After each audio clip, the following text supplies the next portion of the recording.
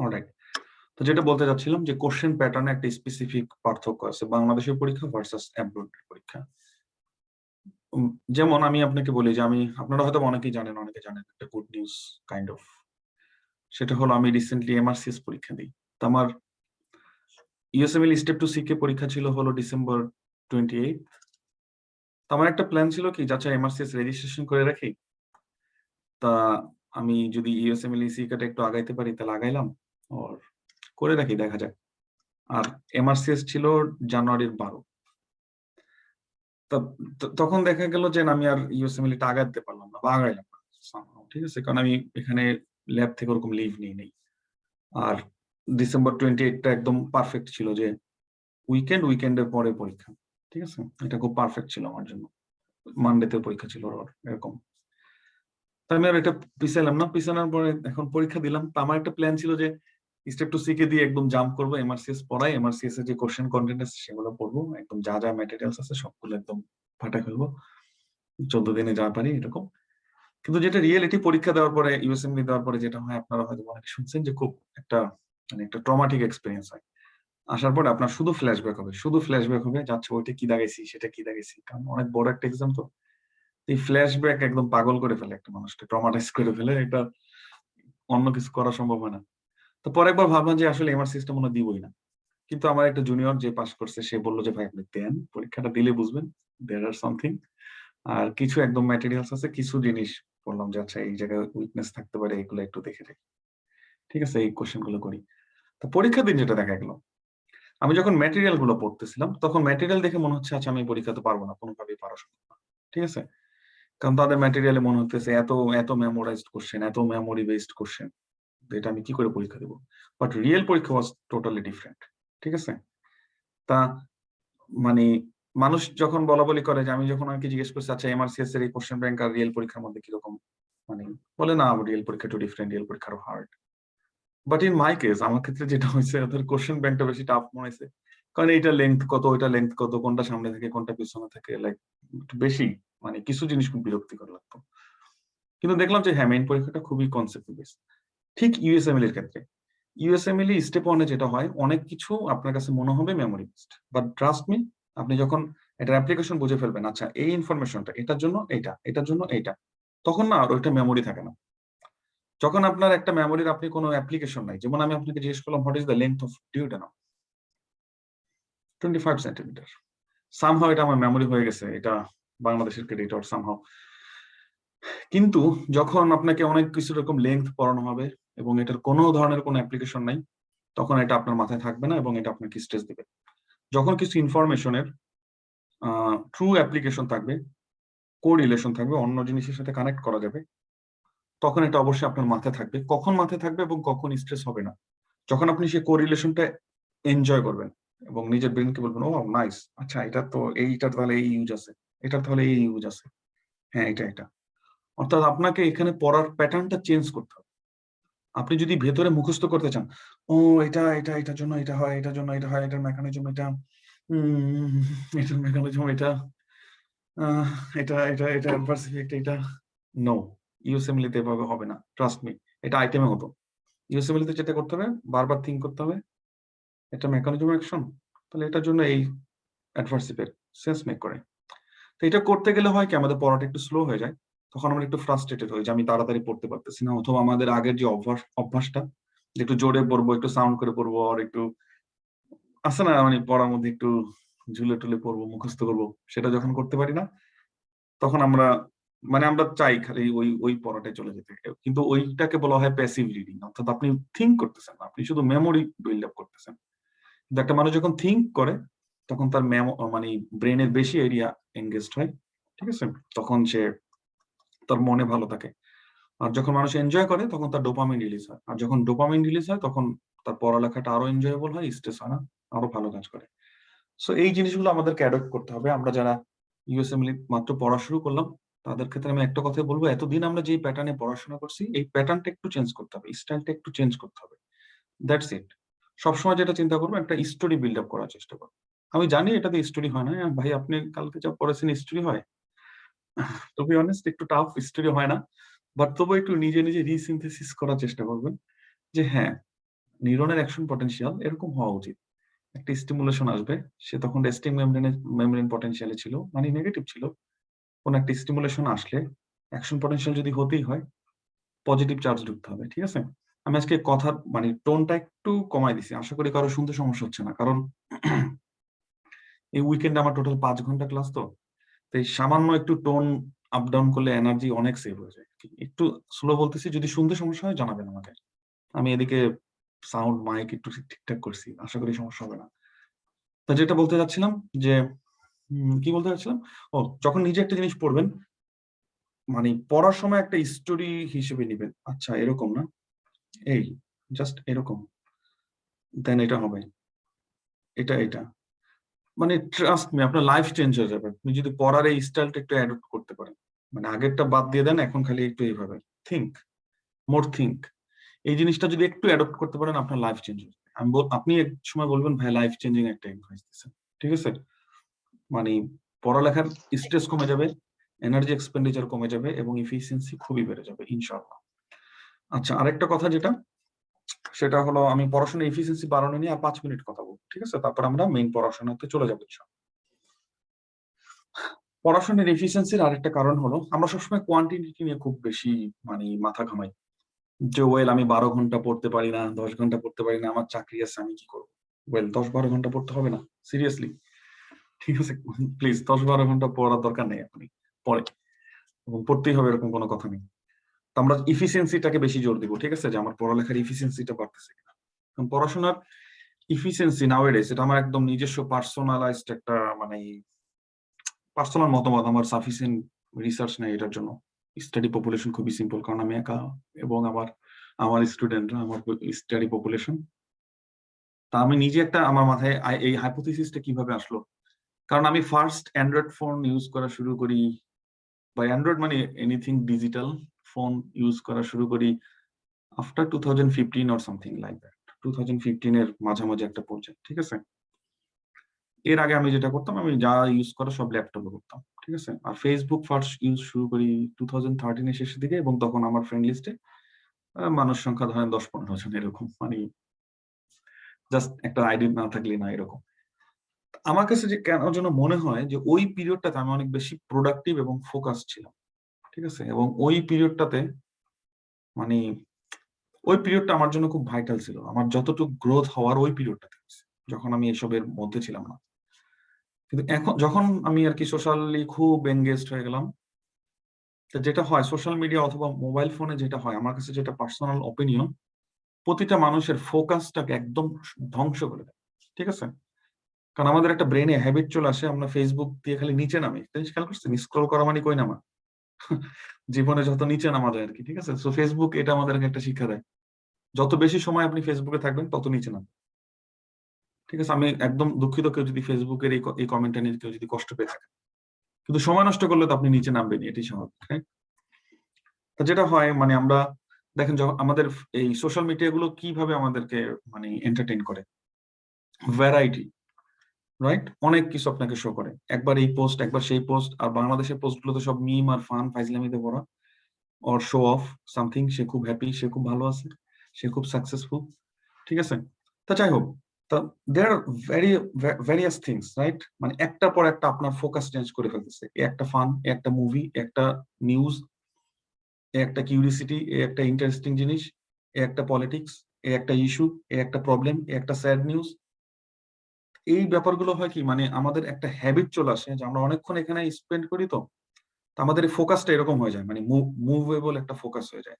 Just এটার সাথে compare করেন that you are reading a story, you are reading a book. আপনাকে রিসার্চের সবচেয়ে বড় ব্যাপার হলো যে কম্পেয়ার করা, আপনি কার সাথে কার কম্পেয়ার করতেছেন, কিসের সাথে কিসের কম্পেয়ার করতেছেন, কম্পেয়ারটা বুঝতে হবে। রিসার্চে সবকিছুই কম্পেয়ারের সাথে রিলেটেড, ঠিক আছে? আপনি যদি এটার সাথে কম্পেয়ার করেন একটা বুক রিডিং, চিন্তা করেন তো ব্রেইনের জন্য কোনটা হেলদি, আপনার জন্য কোনটা হেলদি? Productivity, focus, stability. আমরা সবাই মেন্টালি একটা আনস্টেডি ফিল করি না, মানে অস্থিরতা ফিল করি না? একটু চিন্তা করেন তো আমরা, মানে আমার একটা টডলার আছে, আমার একটা পিচ্ছি আছে, ঠিক আছে? তা ওর মার একটা টেকনিক হলো যে ওরে অনেকক্ষণ ধইরা রাখে সামহাও, যে না তোর এখন হইচই করা যাবে না, তুই সামহাও আমি ওরে আদর করে পারি, অথবা ফোকাস কোনো খেলা, যে হ্যাঁ এই যে এই জিনিসটা, কিন্তু ফিজিক্যাল মুভমেন্ট করতে পারবি না, খুব বেশি লাফালাফি করতে পারবি না। তো আমি খেয়াল করলাম এটা ওর কাজে দেয়। অর্থাৎ আমি যখন ওর সাথে হ্যান্ডেল করি তখন সে হাইপার হয়ে যায়, হাইপার অ্যাক্টিভ হয়ে যায়, এবং তখন আসে অনেকক্ষণ হয় ঘুমায় না। দেখবেন আপনার ক্ষেত্রে এটা হয়, মানে মানুষের বডিটা এরকম, আপনি যখন এরকম টু অ্যান্ড ফ্রো মুভ করবেন, জাম্প করবেন এক আইটেম থেকে আরেক আইটেম, এক টপিক থেকে আরেক টপিক, আপনার ব্রেনটাও এরকম ক্যাওটিক হয়ে যায়। আপনি তখন আপনার ভেতরে যে কার্মনেস, ঠিক আছে, স্থিরতা, এটা খুবই ইম্পর্টেন্ট। এই স্থিরতাটা আপনার জীবন থেকে চলে যাবে, ঠিক আছে, এবং চলে যায়, এটা হয়। তা আমি বলতেছি না সবাইকে যে হ্যাঁ আজকে থেকে ফেসবুক অফ করে ফেলবেন, অবশ্যই আমি সাজেস্ট করবো লিমিট করবেন। এবং আমি প্রিটি শিওর আপনার পড়াশোনা একটা কারণে এফেক্টেড। কিভাবে এফেক্টেড? এই টেস্টটাতে আপনারা যারা অংশগ্রহণ করতে চান তাদেরকে আমি একটা চ্যালেঞ্জ ছুড়ে দিচ্ছি। আপনি আজকে আপনি সবকিছু অফ রেখে, মোবাইল টোবাইল সবকিছু দূরে রেখে 1 ঘন্টা টানা পড়বেন, দেখবেন আপনার কি পরিমাণ কষ্ট হইতেছে।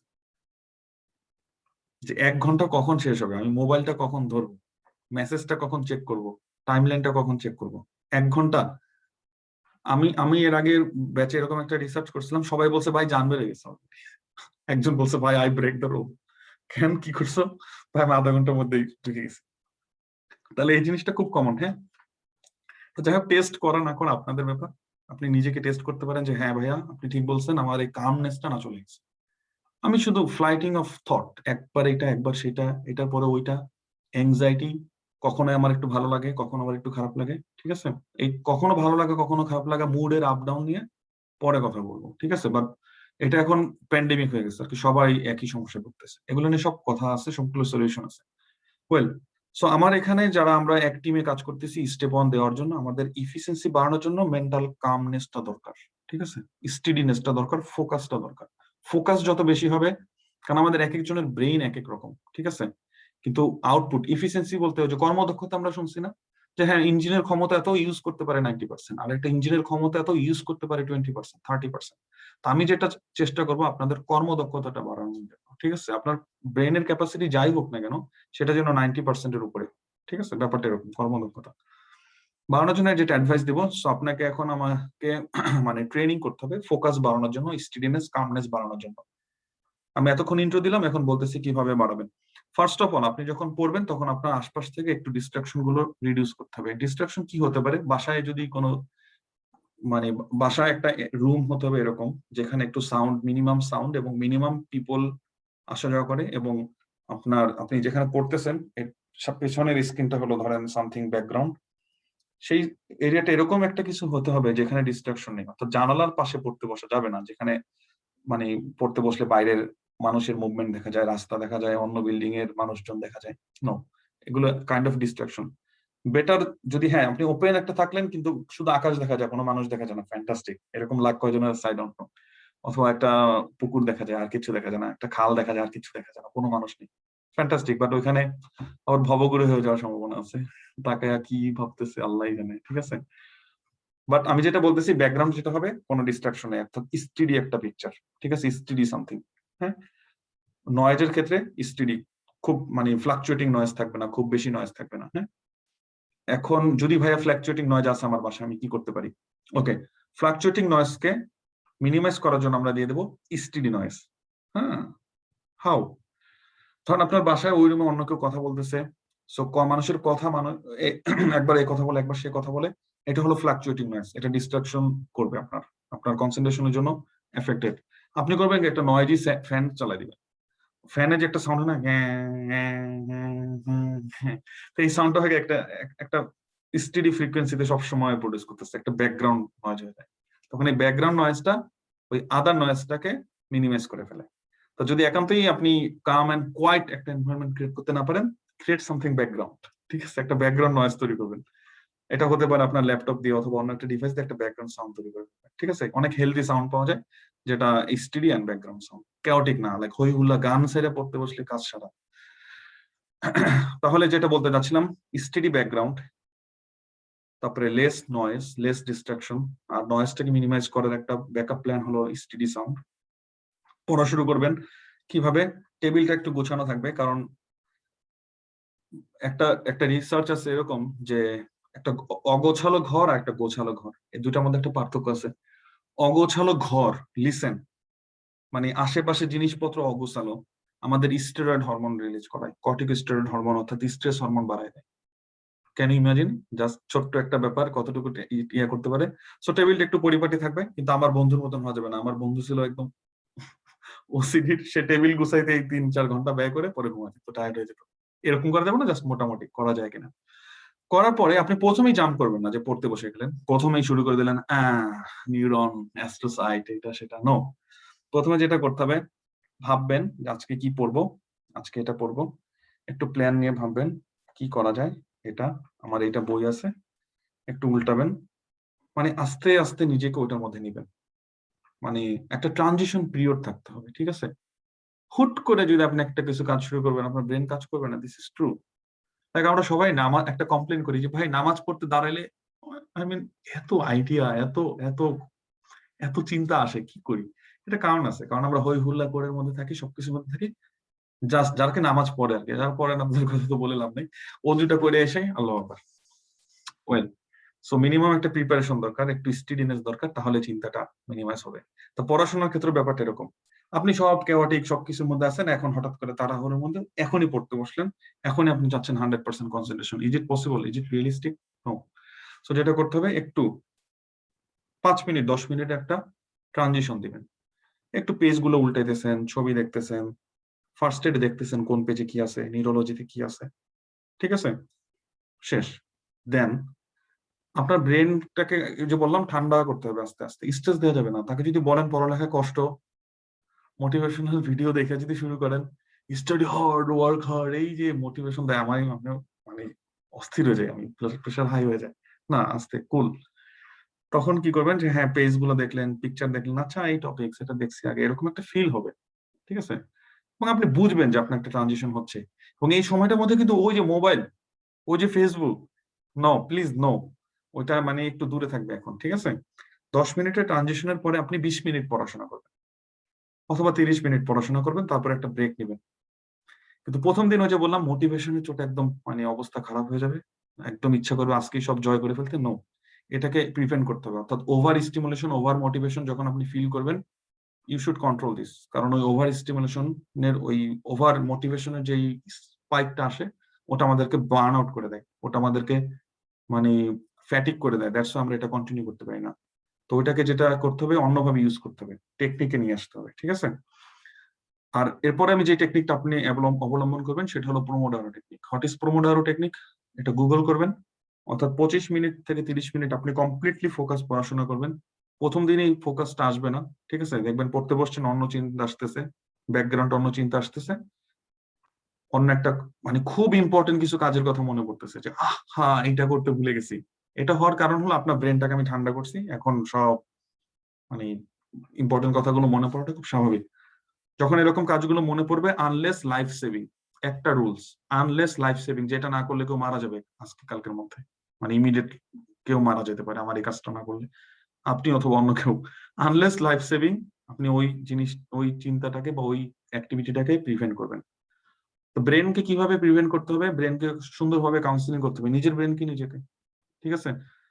বলতে হবে, well, this is very important, I know, but আমি এটা পরে দেখবো। আচ্ছা ঠিক আছে, হ্যাঁ এটা অনেক ইম্পর্টেন্ট, পরে দেখবো, পরে, ঠিক আছে? সো মানে এটা নিজেকে নিজের বলা লাগবে, এবং এটা কাজ করে, বিশ্বাস করেন।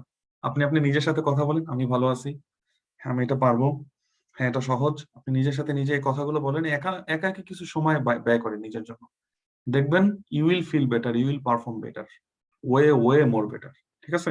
আর কখনো কোনো একটা টপিক্সকে বলবেন না টপিক্সটা কঠিন, বলবেন, হ্যাঁ এটা সহজ, দেখি না কি আছে ভিতরে, একটা কিউরিয়াস মাইন্ড নিয়ে ভেতরে ঢুকবেন, দেখি না ভেতরে কি আছে, ঠিক আছে?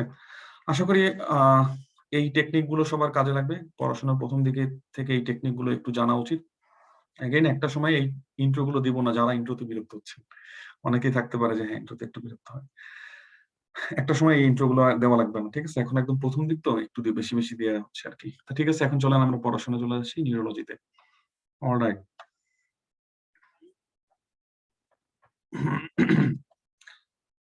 ওকে, আমরা কোন পেজে ছিলাম যেন? ও, ওই যে আমি নিজে ট্রানজিশনের জন্য এই কাজ করছি, প্রতিটা পেজ উল্টাইছি, ঠিক আছে? অর্থাৎ আমার নিজেরও ট্রানজিশন করতে হয়, নাহলে আমি হুট করে পড়ানো শুরু করলে আমি পড়াতে পারবো না, আমার ব্রেন কাজ করবে না, আমার এঙ্গেজমেন্ট আসবে না। দেখেন আমি যা পড়াবো না তা পর্যন্ত ঘুরে আসছি, কি জন্য? ট্রানজিশনের জন্য। আমি কিছু সময় নিউরোলজির সাথে ব্যয় করলাম। ওকে। এবং ক্লাসের ক্ষেত্রেও সেই একই কাজ করবেন, অর্থাৎ ক্লাস যখন শুরু হবে তখনই ধুম করে এসে বসবেন না, একটু ট্রানজিশন নিবেন আর কি, কেমন?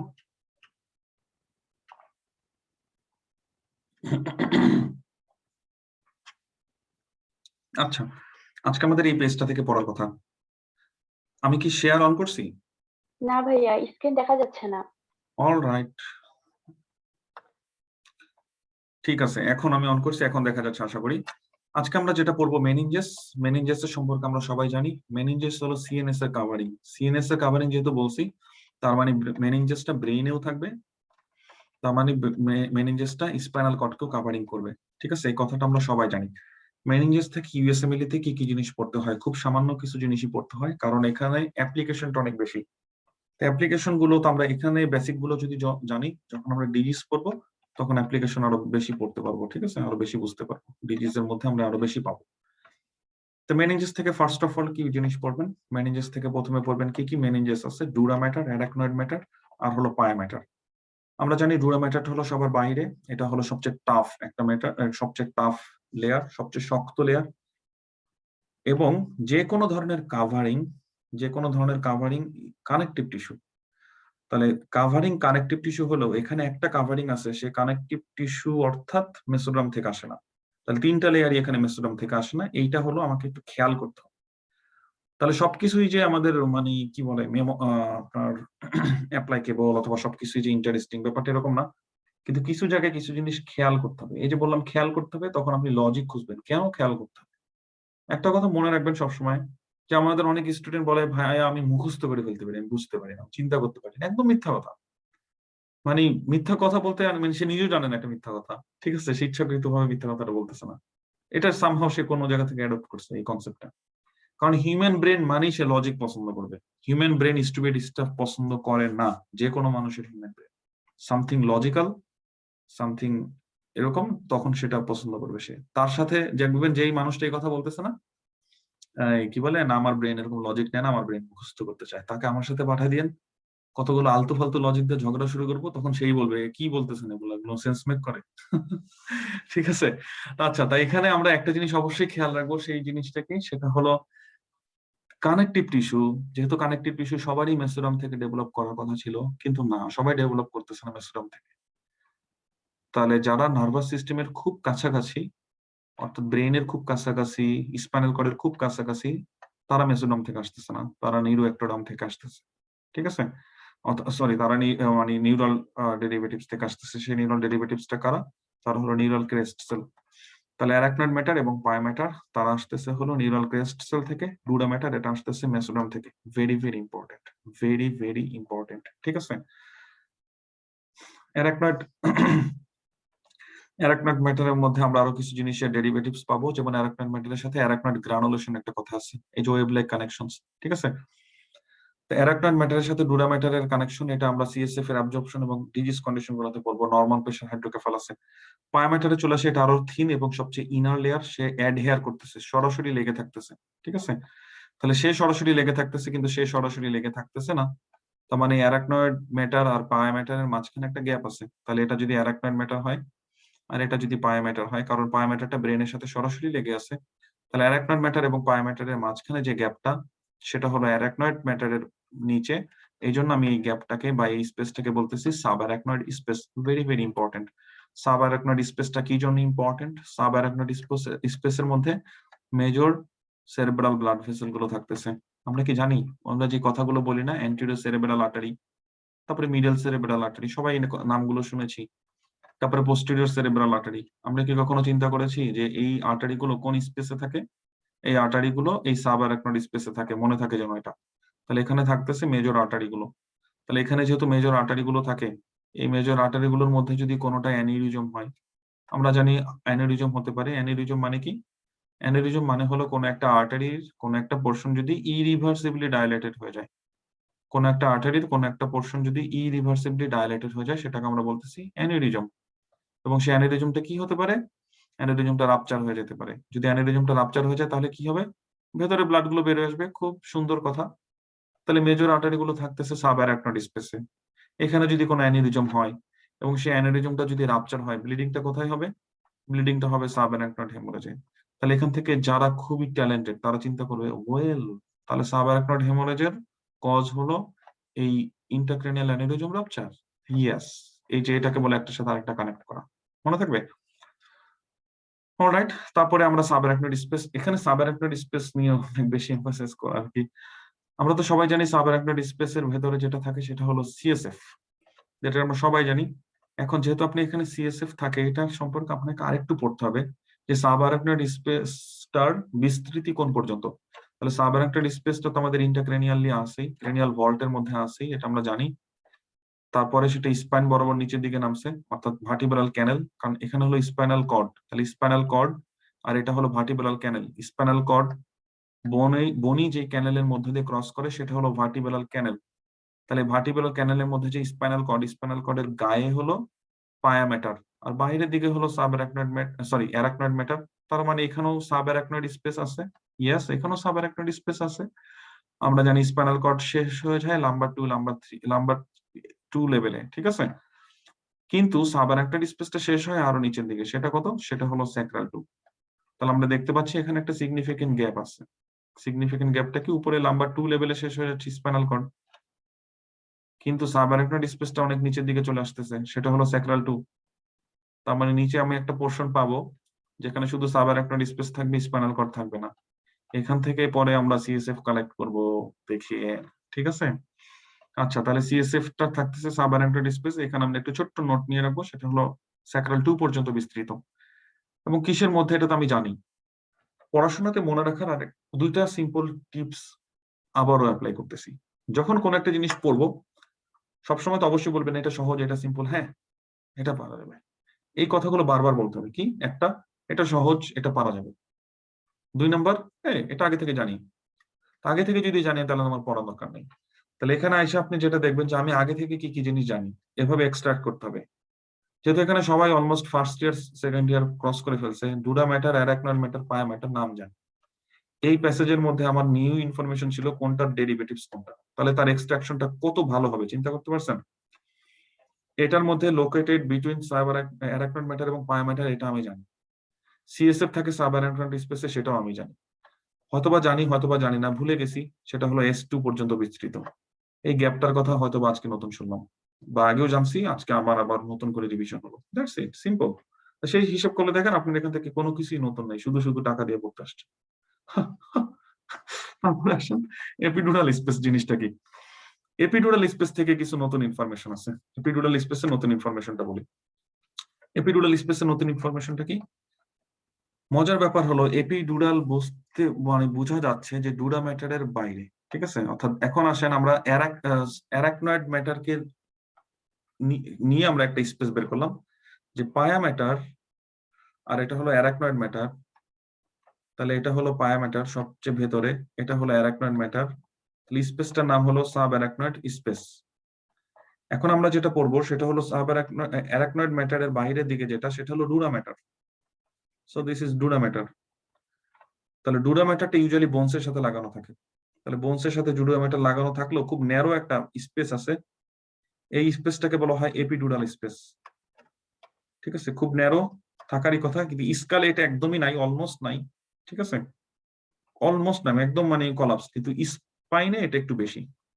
তাহলে যাই হোক, যেটা কনসেপ্ট নিব আমরা, ডুরা ম্যাটারের বাইরে এপিডুরাল স্পেস, ডুরা ম্যাটারের নিচে, তাহলে ডুরা ম্যাটার এবং অ্যারাকনয়েড ম্যাটারের মাঝখানে, এটা হলো অ্যারাকনয়েড ম্যাটার, এটা হলো ডুরা ম্যাটার, এই দুইজনের মাঝখানে সেটা হলো সাবডুরাল স্পেস। তাহলে আপনি যখন স্পেস গুলো বুঝে ফেলবেন তখন আপনার পড়া কিন্তু অনেক সহজ হয়ে গেল। তাহলে আমরা টোটাল কি কি স্পেস পেলাম? তাহলে এটা হলো ডুরা ম্যাটার, এটা হলো অ্যারাকনয়েড ম্যাটার, এটা হলো পায়া ম্যাটার। তাহলে আমি এখান থেকে স্পেস দেওয়া শুরু করব। 1 number epidural space, 2 number subdural space. দেখুন তো সেন্স মেক করে না? কোনো কিছু মুখস্থ করতে হচ্ছে অ্যারাকনয়েড ম্যাটার আর পায়া ম্যাটারের মাঝখানে। Subarachnoid space, subarachnoid space. তাহলে খুবই সহজ, খুবই সিম্পল, মনে থাকবে। এপিডুরাল স্পেসটা থেকে এখন আমি নতুন করে কি জানতে হবে? তাহলে এটা কিন্তু আমি বলবো নিজের ব্রেনকে এখন কি বলবো, ও এটা মনে থাকবে, একবার পড়ছি মনে থাকবে, হ্যাঁ ভাইয়া মনে থাকবে। নিজের ব্রেনকে নিজের বলতে হবে এটা মনে থাকবে, এটা আর কোনোদিন পড়া লাগবে না। এপিডুরাল স্পেসটা পটেনশিয়াল স্পেস মিন করতেছে, অর্থাৎ যে স্পেসটা ভিজিবল, দেখা যায় আসলে স্পেস। আর একটা হলো স্পেস না, বাট হ্যাঁ আছে কলাপস, কিন্তু স্পেস আছে, একটা ব্লাড কালেকশন হতে পারে, ছোট ছোট ব্লাড ভেসেল আছে, তখন দেখা যাবে স্পেস আছে। তাহলে এই ঘটনাটা হলো ক্রেনিয়ামের জন্য, কিন্তু স্পাইনে ট্রুলি স্পেস দেখা যাচ্ছে। তাহলে সেই স্পেসটার নামই হলো এপিডুরাল স্পেস, ঠিক আছে। তাহলে এই পটেনশিয়াল স্পেসটা অর্থাৎ স্পাইনে বেশি, একদম ভিজিবল, আর ক্রেনিয়ামে অলমোস্ট কলাপস, ভেতরে ভেতরে ছোট একদম কলাপসড অবস্থায় ভেতরে ভেতরে ব্লাড ভেসেল আছে। কিন্তু স্পাইনে যেটা থাকে সেটা হলো ফ্যাট থাকে, ঠিক আছে। তাহলে যেটাই বলতে চাচ্ছিলাম সেটা হলো স্কাল এবং স্পাইনের মধ্যে ডিফারেন্স আছে, যে স্পাইনে স্পেসটা একটু বেশি, এপিডুরাল স্পেসটা একটু বেশি, ক্রেনিয়ামে অলমোস্ট নাই। কিন্তু দুইটার মধ্যে কমন ফিচার কি? দুইটার মধ্যেই হলো কমন ফিচার এপিডুরাল স্পেসে ব্লাড ভেসেল আছে, এপিডুরাল স্পেসে ব্লাড ভেসেল আছে, ঠিক আছে। এই দুইটা হলো দুইজনের জন্য কমন ফিচার।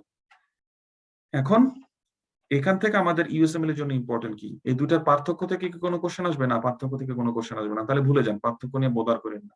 যে ক্রেনিয়াল এপিডুরাল স্পেস আর স্পাইনাল এপিডুরাল স্পেসের মধ্যে পার্থক্য কি, এখান থেকে প্রশ্ন আসবে না, ভুলে যান, এটা লাগবে না।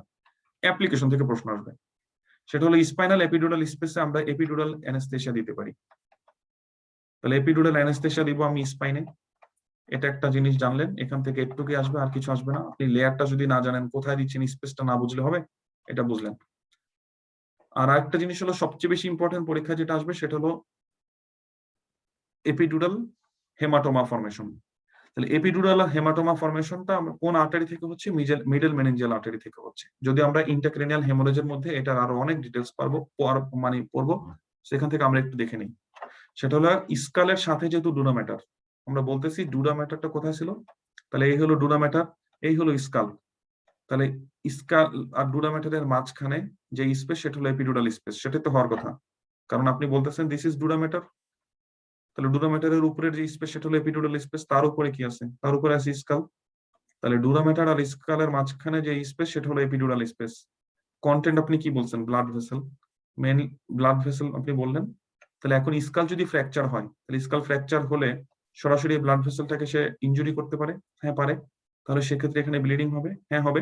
সে ব্লিডিংটাকে আপনি কোন ধরনের ব্লিডিং বলবেন? ভাইয়া এপিডুরাল ব্লিডিং বলবো। এক্সিলেন্ট, খুবই সুন্দর। আপনার কাছে কি মনে হয়? এই হলো মেনিনজেস, পায়া ম্যাটার, অ্যারাকনয়েড ম্যাটার।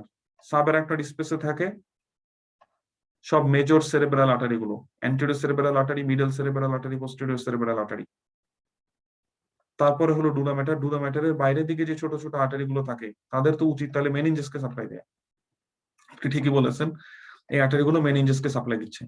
তাহলে এপিডুরাল স্পেসে যে আর্টারি থাকতেছে সেটা মেনিনজিয়াল আর্টারি হওয়াটা সেন্স মেক করে। তাহলে এখানে যে হেমাটোমাটা হচ্ছে সেটা মিডল মেনিনজিয়াল আর্টারি থেকে হচ্ছে। Very very high yield. আরেকটা জিনিস high yield, middle meningeal artery কোন আর্টারির ব্রাঞ্চ? ম্যাক্সিলারি আর্টারির ব্রাঞ্চ। তাহলে এই কথাটা হ্যাঁ মনে থাকবে, হ্যাঁ ভাইয়া মনে থাকবে। অলরাইট, চলেন সামনে আগাই। Blood brain barrier, blood brain barrier নাম শুনলে বোঝা যাচ্ছে দিস ইজ অ্যান ব্যারিয়ার।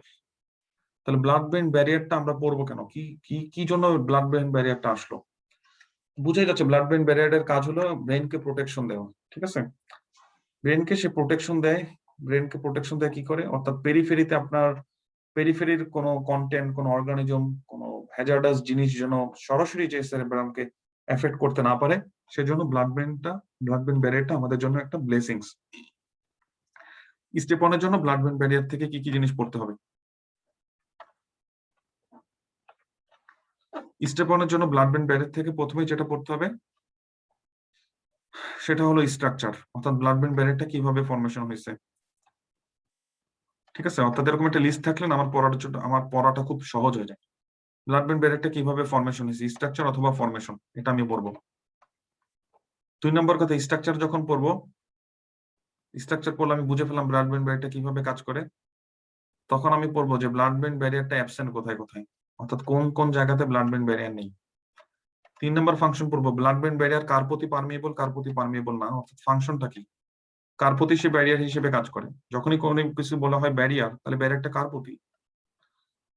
4 নম্বর জিনিস আমরা বলবো সেটা হলো ডিজিজ কন্ডিশন অথবা অল্টারেশন। কি কি কন্ডিশনে ব্লাড ব্রেন ব্যারিয়ার ডিসরাপ্টেড হতে পারে। এই 4টা জিনিস আপনার যখন চেক করা হয়ে যাবে, আপনি সামনে মুভ করবেন। এখন আসেন অলরেডি কি কি জিনিস আপনি পারেন।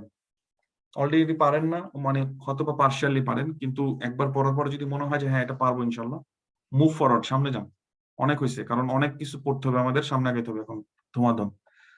প্রথম কথা যেটা বলছে ব্লাড ব্রেন ব্যারিয়ারের ফাংশন কি, মাসুম ভাইয়া যে কথা বলছে একবার কথা বললেই সেন্স মেক করে। কোনো হ্যাজার্ডাস জিনিস পেরিফেরাল সার্কুলেশনে ঢুকতে পারে, সেটা যেন সরাসরি যা ব্রেনকে এফেক্ট না করে, সেটার জন্য আমাদের ব্লাড ব্রেন ব্যারিয়ার অথবা ব্লাড সিএসএফ ব্যারিয়ার। ঠিক আছে, ব্লাড সিএসএফ ব্যারিয়ার বলতে আরেকটা জিনিস আছে। ওকে, এটা আমরা বুঝলাম। এখন আসেন কি কি জিনিস দিয়ে তৈরি হয়। তাহলে ব্লাড ব্রেন ব্যারিয়ার, ব্লাড থাকতেছে কোথায়? এখানে থাকতেছে ব্লাড। তাহলে এখানে যদি ব্লাড থাকে তাহলে এই জিনিসটা কে ভাই? এই জিনিসটা হলো ব্লাড ভেসেল। তাহলে ব্লাড ভেসেলের মধ্যে মেইনলি আমি বলবো ক্যাপিলারিস। আর এটা হলো ব্রেন টিস্যু। ঠিক আছে, তো ধরেন এটা হলো ব্রেন। তাহলে এই ব্রেন টিস্যু অর্থাৎ নিউরাল টিস্যু, এটার সাথে এটার মাঝখানে যে গ্যাপ, মাঝখানে যে স্ট্রাকচার, সেটাই হলো ব্লাড ব্রেন ব্যারিয়ার। তাহলে যেহেতু এটা ব্লাড ভেসেল, ব্লাড থেকে ওদিকে যেতে হলে এদিক থেকে এদিকে আমরা ক্রস করতে গেলে কি কি স্ট্রাকচার আমরা পেতে পারি। তাহলে আসেন সেটাই হবে আমাদের এখন গবেষণার বিষয়বস্তু, যে কি কি স্ট্রাকচার পাওয়ার কথা। আমরা সবাই জানি ব্লাড ভেসেলের মধ্যে সবার ভেতরের দিকে যে জিনিসটা থাকে সেটা হলো এন্ডোথেলিয়াল সেল। এটা আমরা সবাই জানি। কে জানে না? সবাই জানে। গত ক্লাসে আমি বলেছিলাম যে এন্ডোথেলিয়াল সেল এটা একটা এপিথেলিয়াল সেল, এপিথেলিয়াল টিস্যু। যে কোনো এপিথেলিয়াল টিস্যুর নিচে যে জিনিসটা থাকে সেটা হলো বেসমেন্ট মেমব্রেন। তাহলে অবশ্যই এখানে একটা বেসমেন্ট মেমব্রেন থাকবে। আমরা আরো একটা জিনিস জানি যে আমাদের ব্লাড ভেসেলের যে টাইপ গুলো, সেটা হলো আর্টারি, তারপরে ভেইন, তারপরে হলো ক্যাপিলারি। দুইজনের মাঝখানে ক্যাপিলারি। এই তাদের হিস্টোলজিক্যাল কিছু পার্থক্য আছে। অর্থাৎ আর্টারি এবং ভেইনের মধ্যে 3টা লেয়ার থাকে। সবার বাইরের লেয়ারটা হলো টিউনিকা অ্যাডভান্টেসিয়া, মিডল লেয়ারটা হলো টিউনিকা মিডিয়া, সবার নিচের লেয়ারটা হলো টিউনিকা ইন্টিমা। এই টিউনিকা ইন্টিমার একটা পোর্শন হলো এন্ডোথেলিয়াল সেল। ঠিক আছে, টিউনিকা ইন্টিমার মধ্যে এন্ডোথেলিয়াল সেল থাকে। আর্টারি এবং ভেনকে আলাদা করা যায় শুধুমাত্র টিউনিকা মিডিয়া দিয়ে। অর্থাৎ টিউনিকা মিডিয়াটা যদি খুব থিক থাকে তাহলে হয়ে যাবে সেটা আর্টারি, আর টিউনিকা মিডিয়াটা যদি থিন থাকে তাহলে সেটা হয়ে গেল ভেইন। এই দুজনে থেকে ক্যাপিলারি কিভাবে আলাদা? ক্যাপিলারিতে থাকতেছে শুধুমাত্র endothelial cell with its basement membrane. এটার সাথে কি থাকতেছে? এটার বেসমেন্ট মেমব্রেন। কোন ধরনের এপিথেলিয়াল টিস্যু থাকবে সেটা ডিপেন্ড করবে তার ফাংশনটা কি। যেহেতু এপিথেলিয়াল টিস্যুর এই জায়গার এপিথেলিয়াল টিস্যুটার ফাংশনটা হলো এক্সচেঞ্জ করা, তাহলে এক্সচেঞ্জটা হচ্ছে ডিফিউশনের মাধ্যমে। আমরা জানি ক্রস সারফেস এরিয়া যত বেশি, ডিফিউশন তত বেশি। সারফেস এরিয়া যত বেশি, ডিফিউশনটা তত সহজ। আপনার পড়ার রুমের পাশে একটা ফুল বাগান আছে, জানালাটা যদি অল্প একটু খুলেন ঘ্রাণ অল্প আসবে, পুরোটা খুলে দিলে ঘ্রাণ আরো অনেক বেশি আসবে। তাহলে সারফেস এরিয়াটা বাড়ানোর জন্য আমাদের কোন ধরনের সেল দরকার? এরকম স্কোয়ামাস সেল দরকার, রাইট? ফ্ল্যাট সেল দরকার।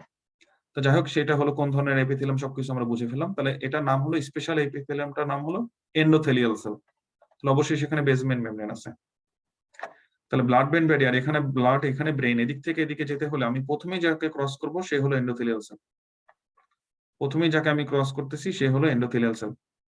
তারপরে আমি যাকে ক্রস করব তা হলো এন্ডোথেলিয়াল সেলের বেসমেন্ট মেমব্রেন।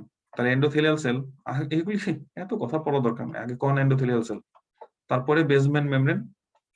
এখন আমরা গতকালকে একটা কথা বলছিলাম, এই যে একটা স্ট্রাকচার, সে তো খুব মানে কলাপসিবল হবে, রাইট? খুব থিন একটা স্ট্রাকচার, ডেলিকেট একটা স্ট্রাকচার এই ক্যাপিলারি বেডটা।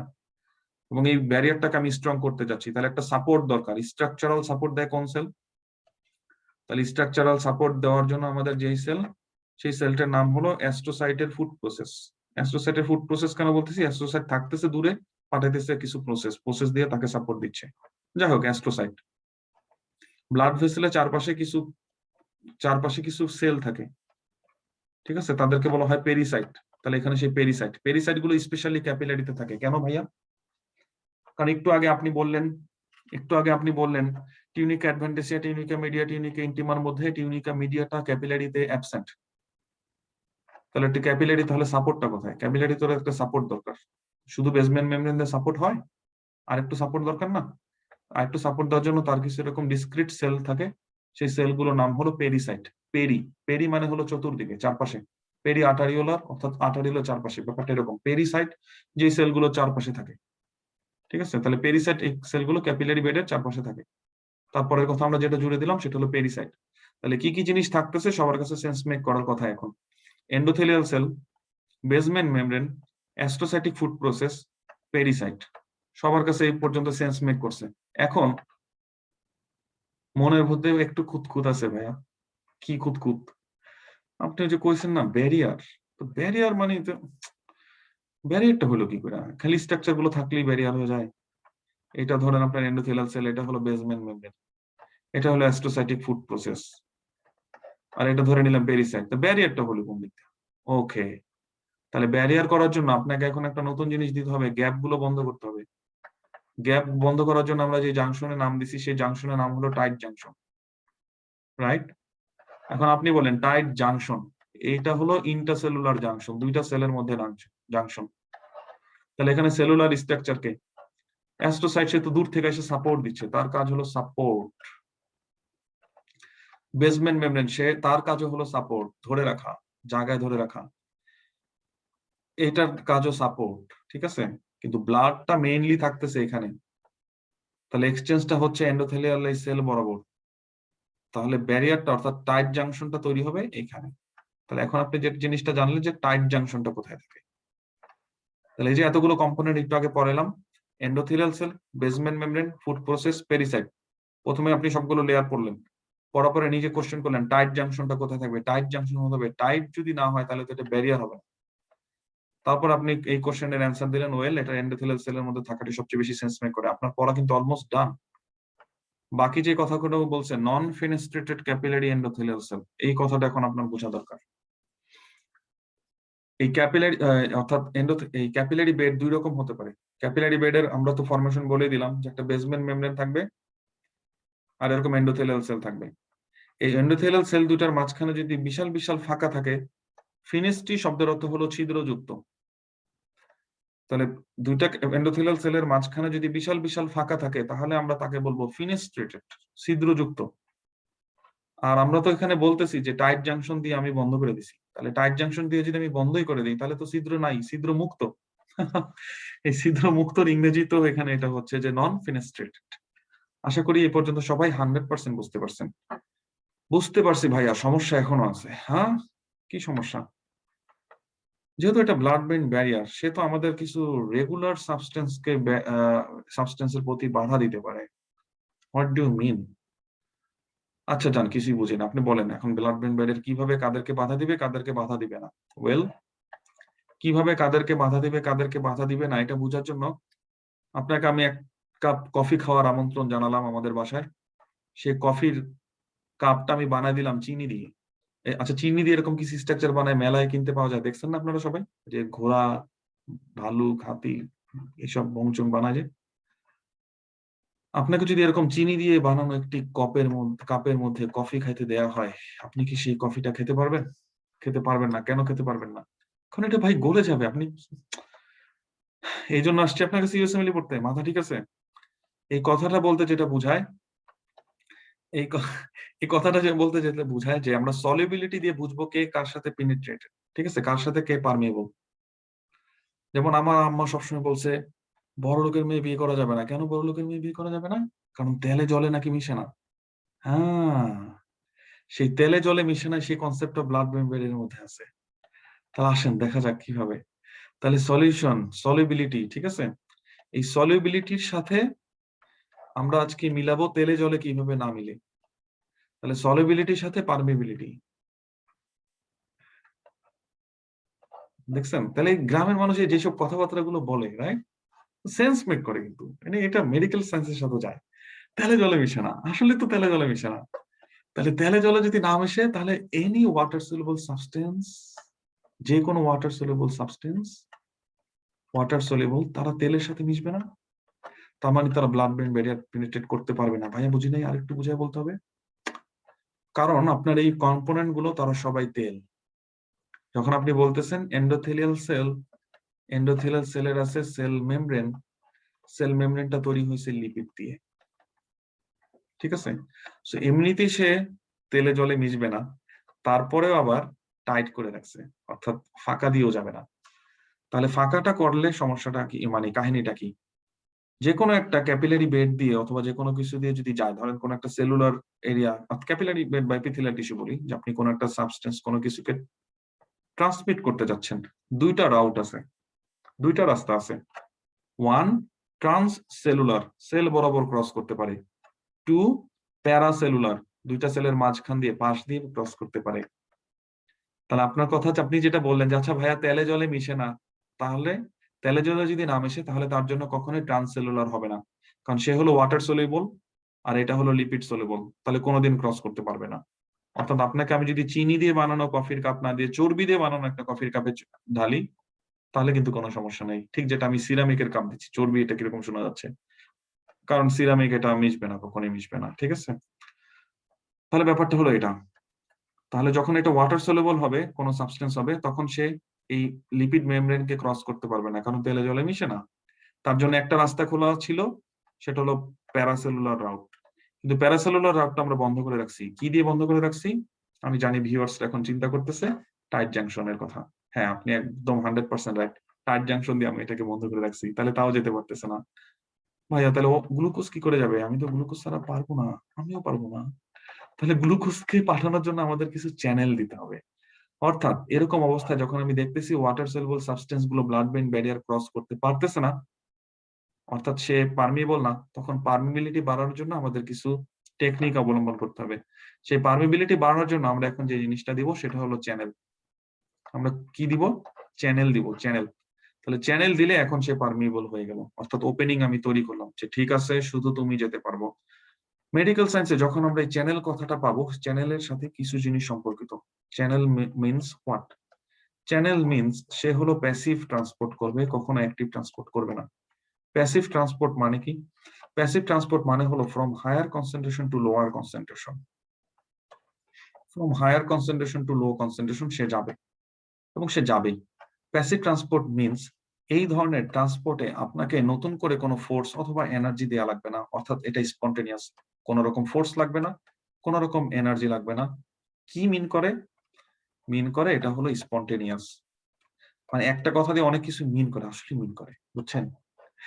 ওই কথাটা কেন বললো, সেই কথাটা কেন বললো, আমরা এগুলো চিন্তা করে যদি আমরা বইয়ের মধ্যে একটু চিন্তাটা ঢুকাইতে পারি, বইতে এই কথাটা বলতে কি বুঝায়, চ্যানেল বললো কেন, অন্য কিছু বললো না কেন, তাহলে মনে হয় আমরা একটু বেশি বেটার হতে পারতাম, রাইট? তাহলে এখন থেকে আমরা বইতে আমাদের এই চিন্তাটা গুলো ঢুকাবো, যেটা আমাদেরকে হ্যাপিনেস নিয়ে আসবে। তাহলে চ্যানেল বললো কেন? Passive diffusion. প্যাসিভ বললো কেন? কোনো ফোর্স লাগবে না, এনার্জি লাগবে না, সো তো প্যাসিভ কেন? যেহেতু ফোর্স লাগবে না, এনার্জি লাগবে না, স্পন্টেনিয়াসলি যাবে। কেন যাবে? Higher concentration to lower concentration. কেন higher concentration to lower concentration? ওরে বাবা, এই সেলে তো দেখি খুবই মানে বাড়ি কই তোমার। তাহলে high concentration to low concentration মানে যেখানে হাই কনসেন্ট্রেশন সেখানে মলিকুলের পরিমাণ অনেক বেশি, এখানে মলিকুলের পরিমাণ কম। যেখানে মলিকুলের পরিমাণ বেশি সেখানে ধাক্কা বেশি, আমরা জানি মলিকুল গুলো মুভ করে, তাহলে এদের ধাক্কা বেশি, তাহলে ধাক্কা ধাক্কিতে এই গ্রুপ জিতে যাবে, তাহলে দরজা তো এরাই ভাঙবে, রাইট? ব্যাপারটা এরকম। কেন হবে? সবকিছু সব কেন অ্যান্সার আছে। একটু ইন্টারেস্ট দেওয়ার জন্য এত কথা বললাম, আশা করি সবাই ব্যাপারটা বুঝতে পারছেন, এবং কিভাবে গ্লুকোজ ক্রস করবে সেটা হলো গ্লুকোজ ট্রান্সপোর্টার। এখন আমি যে কথাটা বলতে যাচ্ছিলাম যে যখন চ্যানেল কথাটা থাকবে তখন এটা দিয়ে আর কি মিন করে? চ্যানেল যে কথাটা থাকবে এটাতে আরেকটা জিনিস মিন করে, সেটা হলো স্পেসিফিসিটি। স্পেসিফিসিটি অর্থাৎ এটা দিয়ে শুধু সেই ক্রস করতে পারবে, গ্লুকোজই ক্রস করতে পারবে, অন্য কেউ ক্রস করতে পারবে না। এটা একটা চমৎকার ইনফরমেশন। চ্যানেল এটা একটা প্রোটিন, সে একটা স্পেসিফিক সাবস্টেন্সকে ক্রস করতে পারবে, অন্য কিছুকে ক্রস করতে পারবে না। সো ব্লাড ব্রেইন ব্যারিয়ারের ক্ষেত্রে গ্লুকোজের জন্য যে ট্রান্সপোর্টার সেটা হলো গ্লুট4। গ্লুট4 নাকি? না, গ্লুট4 তো হওয়ার কথা না। গ্লুট4 হওয়ার কথা না কেন? এনিওয়ান? হ্যাঁ, গ্লুট 1 হবে। গ্লুট4 না কেন? আমি বলতেছি গ্লুট4, মানে আমি একটার সাথে আরেকটাকে নিয়ে আরেকটাকে কম্বাইন করতে যাচ্ছি একটু, এই জন্য। Why not গ্লুট4?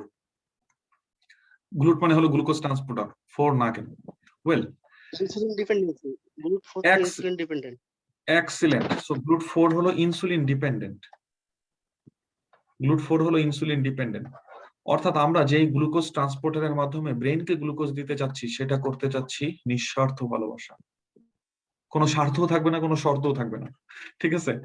সো আমাদের ব্লাড ব্রেন ব্যারিয়ারে আমরা যেই গ্লুকোজ ট্রান্সপোর্টারটা দিব সেটা আমরা এরকম দিব যে সেখানে কোনো কন্ডিশন অ্যাপ্লাই করা যাবে না, যে ব্লাডে গ্লুকোজ থাকলেই সেটার পরিমাণ যদি ব্রেনের চেয়ে বেশি হয় সেই জন্য ব্রেনে সাপ্লাই দিতে পারে। এই নিঃস্বার্থ করার জন্য আমি সেটাকে ইনসুলিন ইন্ডিপেন্ডেন্ট একটা জিনিস অ্যাপ্লাই করতেছি। That's why this is not গ্লুট4। গ্লুট4টা হলো insulin dependent. Thank you so much যারা রেসপন্স করছেন। আচ্ছা, আবার যারা রেসপন্স করেন তাদেরকেও থ্যাংক ইউ, কারণ সবাই রেসপন্স করলে খুব ক্যাওটিক হতো। অলরাইট, এটা আমরা বুঝতে পারছি। আর কি কি ট্রান্সপোর্টার আছে? সরি, এটা গ্লুকোজ আর এবং অ্যামাইনো অ্যাসিডের জন্য স্পেসিফিক ট্রান্সপোর্টার আছে, একটুক জানলেই চলবে। যে কথাটা বলছে career mediated transport system. Career mediated transport system, এই কথাটা যখন বলা থাকবে তখন ইউজুয়ালি লেখা থাকে চ্যানেল। চ্যানেল যখন লেখা থাকে তখন সেই কথাটা বলা থাকে ফ্যাসিলিটেটেড ডিফিউশন। আপনি এখন হয়তো বা কোশ্চেন করতেছেন যে আচ্ছা ভাইয়া, চ্যানেল না দিয়েও যদি সামহাও আল্লাহ ম্যানেজ করতো, যে ঠিক আছে গ্লুকোজ যাক, ফ্যাসিলিটেড ডিফিউশন না, এমনি diffusion, is there any difference between passive diffusion and facilitated diffusion, আর simple diffusion and facilitated diffusion? দুটোই সিম্পল ট্রান্সপোর্টার। একটা হলো সিম্পল ডিফিউশন, সিম্পল এমবিবিএস, ঠিক আছে, একটা হলো সিম্পল ডিফিউশন আর একটা হলো সিম্পল, মানে সিম্পল এমবিবিএস এতবার শুনছি, এতবার ইউজ করছে, অর্থাৎ সিম্পল শব্দটা উচ্চারণ করলে মুখস্থ হয়ে গেছে, মানে পরে ওই ওয়ার্ডটা চলে আসে। মুখস্থ করলে এরকম হয় না যে একটা ওয়ার্ড বলে পরের ওয়ার্ডটা অটোমেটিক চলে আসে, পরের সেন্টেন্সটা অটোমেটিক চলে আসে। অলরাইট, সো একটা হলো সিম্পল ডিফিউশন আর একটা হলো ফ্যাসিলিটেটেড ডিফিউশন। সুবিধা কি? ফ্যাসিলিটেড ডিফিউশন হলে সুবিধাটা কোথায়? সুবিধাটা আমি বলবো নাকি আপনারাও? আপনারাও ধরেন আপনি এরকম একটা ঢালু জায়গা থেকে স্লিপ কেটে নিচের দিকে স্লিপ খেয়ে বসবেন আর কি। ধরেন আপনি না, আমার ছেলের এইরকম স্লাইডে বসাই দিলাম, ও এভাবে নিচে নামলো, ঠিক আছে, সাই করে নিচে নামলো। পরের বার আমি ওকে আরেকটা কাজ করলাম, ও যখন নিচে নামবে বসার সময়, তখন ও নিচে সামথিং স্কেটিং লাইক কিছু একটা দিয়ে দিলাম, একটা ক্যারিয়ার, এবং দিয়ে দিলাম চাকাওয়ালা। বলেন তো অবস্থাটা আমার কি সেদিন রেহাই আছে? হ্যাঁ, এই কাজ যদি আমি করি, মানে আমার কেউ আস্ত রাখবে? আমাকে তো মেরে ফেলবে, কি করছো তুমি? তাহলে এই মুহূর্তে সে তাড়াতাড়ি নামবে নাকি এই মুহূর্তে তাড়াতাড়ি নামবে? কোনটাতে সে ফার্স্ট নামবে? এইটাতে সে ফার্স্ট নামবে, খুব তাড়াতাড়ি নামবে। তাহলে ফ্যাসিলিটেড ডিফিউশনের একটা সুবিধা, সেটা হলো খুব র্যাপিড ট্রান্সপোর্ট, খুব দ্রুত ট্রান্সপোর্ট হতে পারে, ঠিক আছে? আমরা তার সুবিধাগুলো নিয়ে আজকে কথা বলবো, অসুবিধাগুলো নিয়ে কথা হবে নেফ্রোলজিতে। সি ইউ দেয়ার।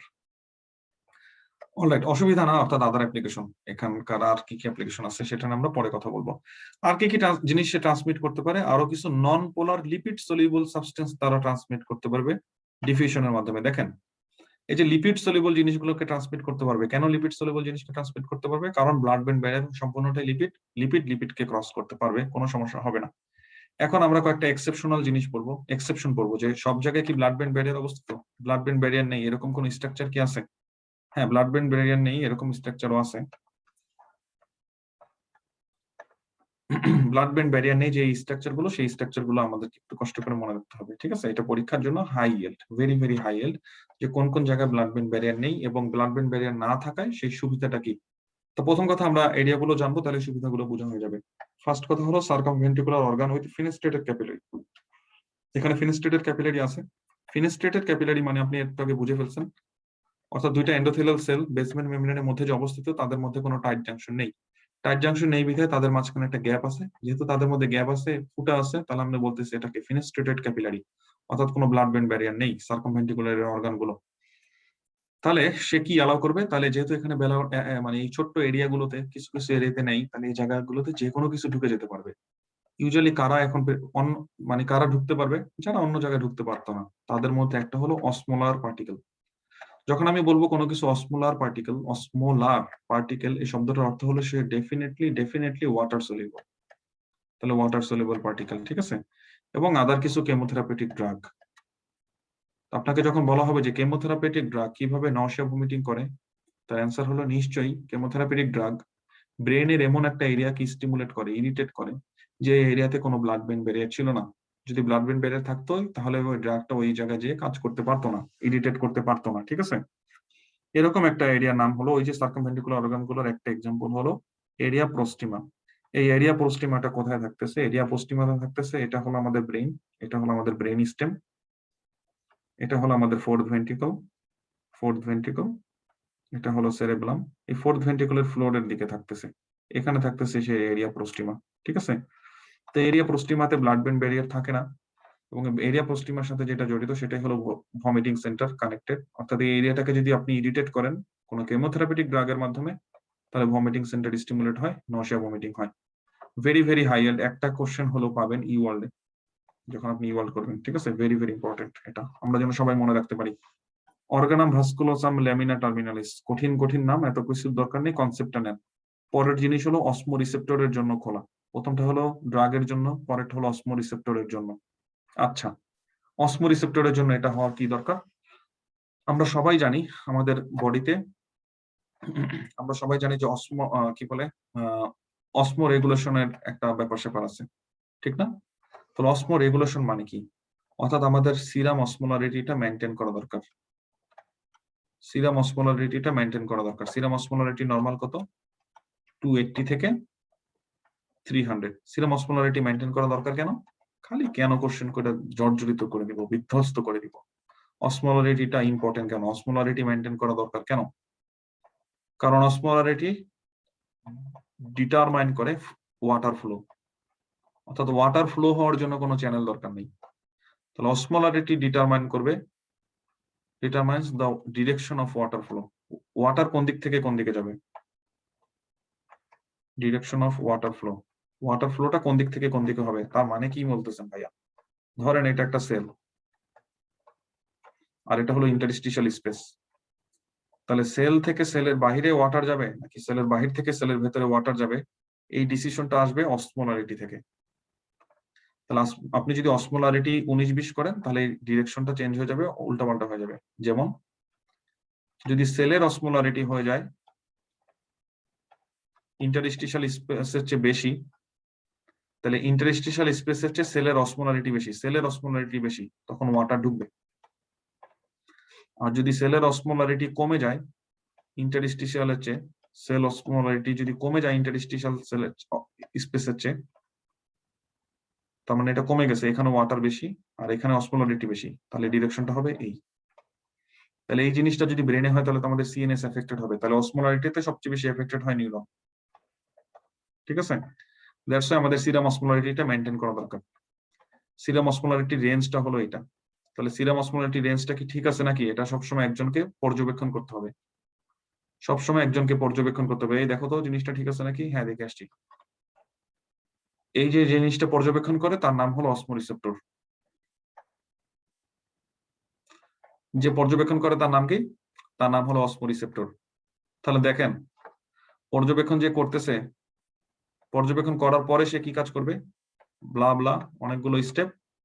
পর্যবেক্ষণ করার পরে সে অসমোলারিটি রেগুলেশন হয় এডিএইচ হরমোনের মাধ্যমে। কেন এডিএইচ হরমোনের মাধ্যমে? পানি বাড়ায় কমায় দেওয়া হয় আর কি। ঠিক আছে,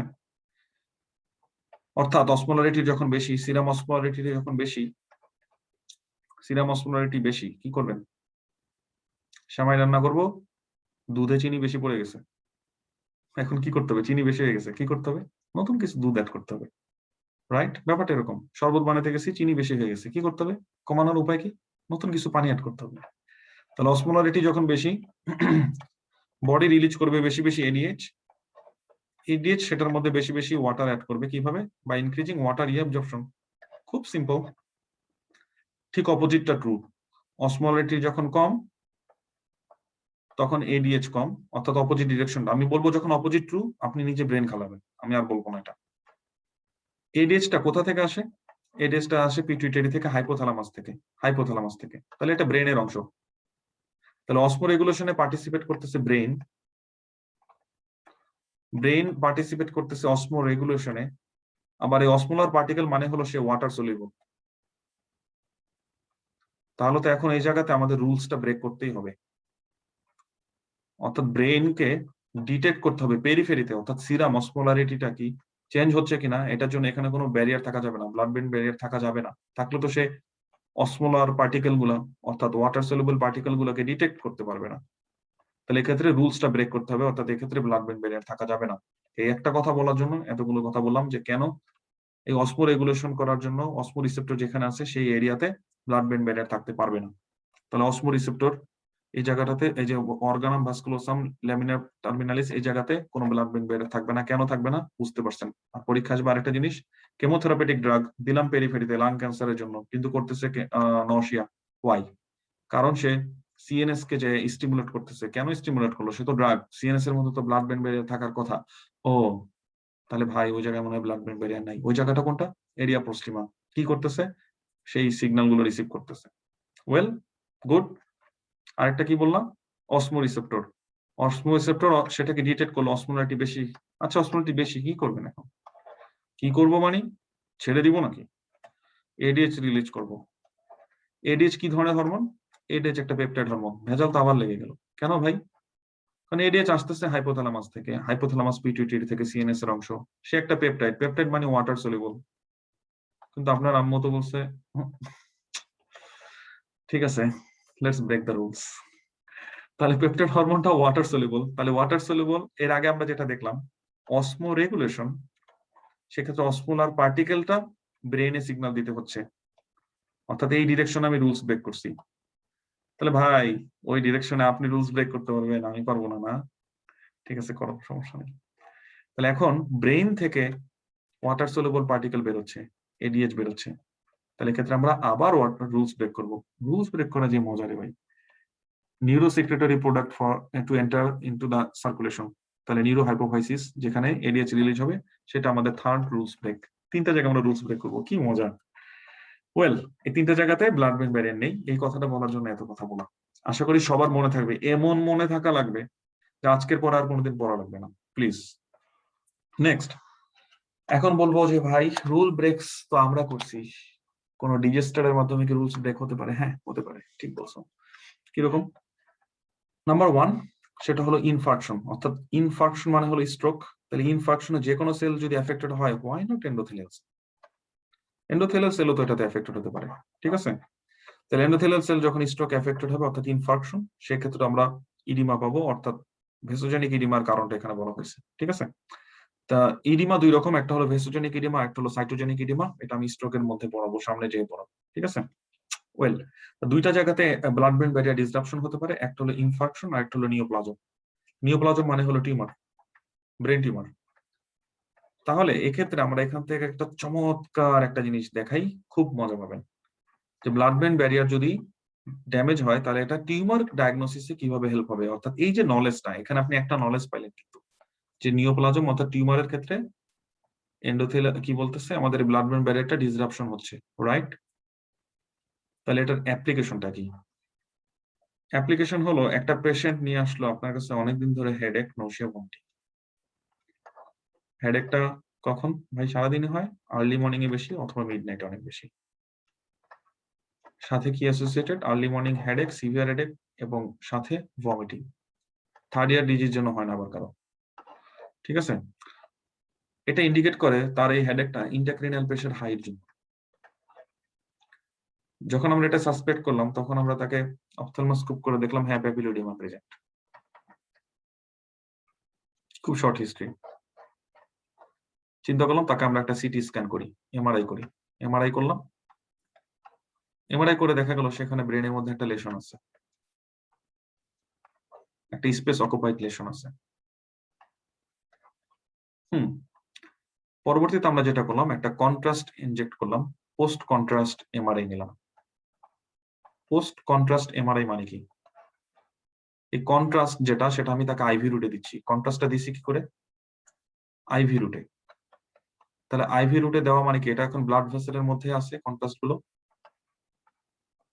তাহলে আইভি রুটে কন্ট্রাস্ট দেওয়া মানে কি? কন্ট্রাস্ট গুলো শুধু ব্লাড ভেসেলের ভেতরেই আছে। পোস্ট কন্ট্রাস্ট আমি আবার এমআরআই করলাম।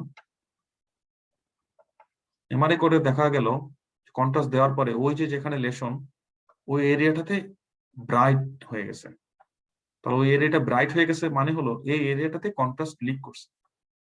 অর্থাৎ এই জায়গার ব্লাড ভেসেল গুলো, কন্ট্রাস্ট কিন্তু আমি ব্লাড ভেসেলের মধ্যে দিছিলাম, ভাস্কুলার স্পেসে দিছিলাম, এখানে এসে কন্ট্রাস্ট গুলো লিক করছে।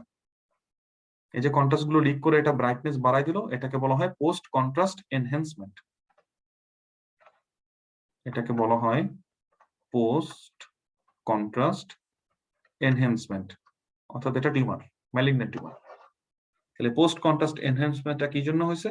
কারণ এই টিউমারটা ব্লাড ব্রেন ব্যারিয়ারটাকে ডিসরাপ্ট করছে। তাই এখন বুঝছেন এই একটা সেন্টেন্স থেকে কত কিছু কনসেপ্ট নেওয়া যাবে। এবং এই জিনিসটাকে বলা হয় ভেসোজেনিক ইডিমা। তাহলে সাইটোজেনিক ইডিমা, ভেসোজেনিক ইডিমা এক কথায় বলি, একটা সেলে হাইপোক্সিয়া হলো, ধরে নিউরনে ব্রেনের টিস্যুতে হাইপোক্সিয়া হলো, ব্রেনে সেরেব্রাল হাইপোক্সিয়া হলো। হাইপোক্সিয়া যদি হয় এটিপি প্রোডাকশন বাড়বে না কমবে? এটিপি প্রোডাকশন কমবে, এটা আমরা সবাই জানি। কেন? কারণ এটিপি প্রোডাকশন হয় অক্সিডেটিভ স্ট্রেস দিয়ে, সরি অক্সিডেটিভ ফসফোরাইলেশনের মাধ্যমে। এটা আবার অনেক কথা, কেন অক্সিডেটিভ ফসফোরাইলেশন, কেন অক্সিডেটিভ ফসফোরাইলেশনে বেশি এটিপি প্রোডিউস হবে? ভাইয়া কি শুরু করছেন? ঠিক আছে, কোনো সমস্যা নাই। হাইপোক্সিয়াতে এটিপি প্রোডাকশন কমবে, একটু আমরা সবাই একই, কিন্তু আওয়ামী লীগ বলেন বিএনপি বলেন এই একটা জায়গায় এসে তারা একই যে হ্যাঁ হাইপোক্সিয়াতে এটিপি কম। ওয়েল ঠিক আছে, তাহলে হাইপোক্সিয়াতে যদি এটিপি কম হয় তাহলে সোডিয়াম পটাশিয়াম পাম্পের অ্যাক্টিভিটি কম। সোডিয়াম পটাশিয়াম পাম্পের অ্যাক্টিভিটি কেন কম? কারণ সোডিয়াম পটাশিয়াম পাম্প এখানে এটিপি এজ আছে। ও আচ্ছা, তাহলে এটিপি এজ যেহেতু আছে, সে এটিপির উপরে ডিপেন্ডেন্ট, সেহেতু সোডিয়াম পটাশিয়াম পাম্পের অ্যাক্টিভিটি কম। ওয়াও কুল। তাহলে সোডিয়াম পটাশিয়াম পাম্পের অ্যাক্টিভিটি যদি কম হয়, সোডিয়াম পটাশিয়াম পাম্প এখানে জন্য কি করতো ভাই? সোডিয়াম বের করে দিত।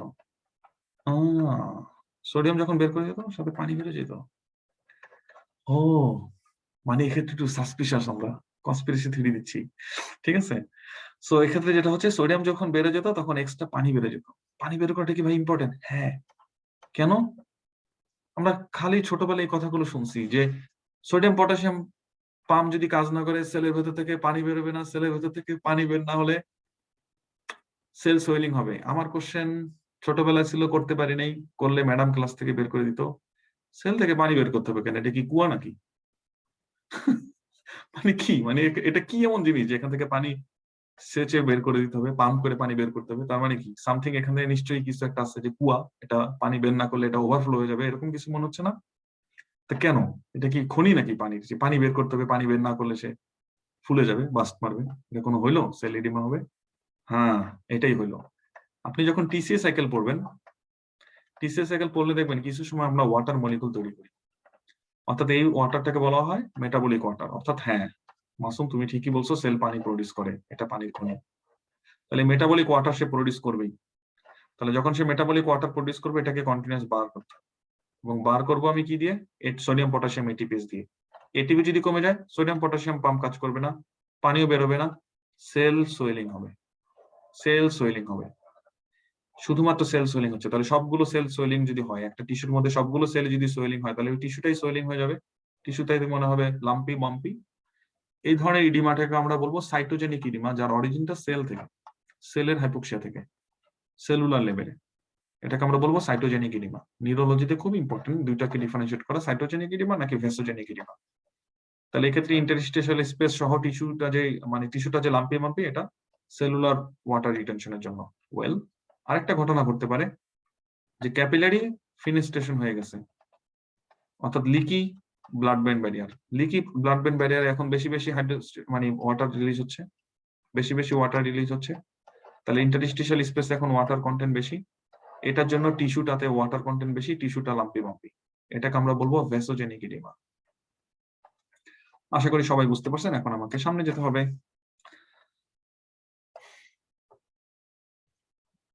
ভমিটিং সেন্টার নিয়ে কথাগুলো বলেছি। ভমিটিং সেন্টার এখন আপনি নতুন করে কি পড়বেন? কোন কোন সাবস্টেন্স ভমিটিং ইনডিউস করে, কোন কোন সাবস্টেন্স ভমিটিং প্রিভেন্ট করে, এই জিনিসটা ইম্পর্টেন্ট, ঠিক আছে। তাহলে এই জিনিসটা পড়ার জন্য আমাদেরকে যে কাজটা করতে হবে সেটা হলো বমির ওষুধ যেগুলো সম্পর্কে আমরা জানি সেটা নিয়ে একটু জানতে হবে, তাহলে হয়ে গেল। আমরা সবাই জানি